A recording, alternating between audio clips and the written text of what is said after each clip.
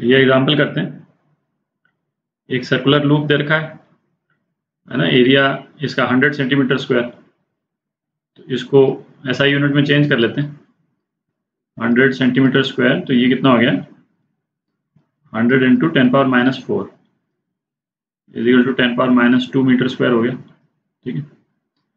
अच्छा, ये परपेंडिकुलर है मैग्नेटिक फील्ड के, मैग्नेटिक फील्ड इस डायरेक्शन में, तो ये परपेंडिकुलर है, तो इसका एरिया जो है वो मैग्नेटिक फील्ड के डायरेक्शन में हो जाएगा। ठीक है, ये एरिया वेक्टर जो है इसका इनिशियली मैग्नेटिक फील्ड के डायरेक्शन में हो जाएगा। अच्छा, अब लूप को हमने रोटेट कर दिया 120 डिग्री। कितने टाइम में, कितना टाइम लगा हमको, 0.01 सेकेंड में हमने लूप को रोटेट कर दिया 120 degree. Find the average induced EMF और टोटल चार्ज जो लूप से पास करेगा। रेजिस्टेंस दे रखा है लूप का, तो इस लूप को रोटेट करते हैं 120 डिग्री।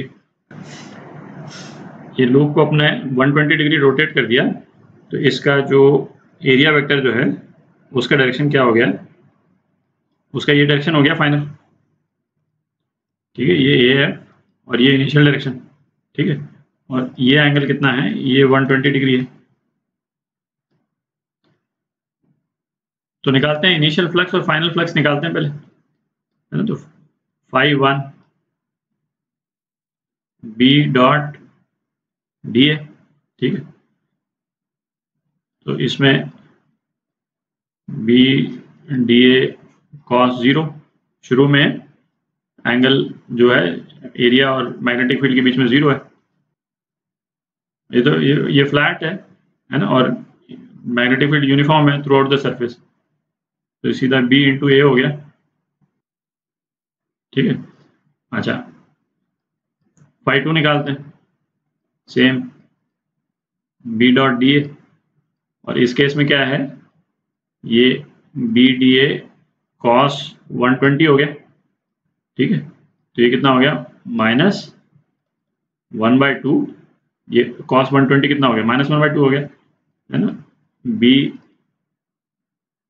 DA और ये आ गया आपका -BA/2। ठीक है, डेल्टा फाई कितना हो गया, φ2 - φ1 इजिकल टू -3/2 BA। ठीक है।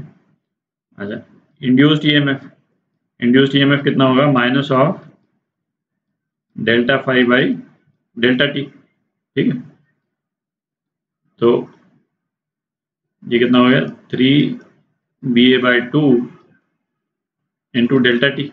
ठीक है, ये एक्चुअली अभी इसमें जो है वो इंड्यूस्ड EMF का डायरेक्शन तो पूछा नहीं।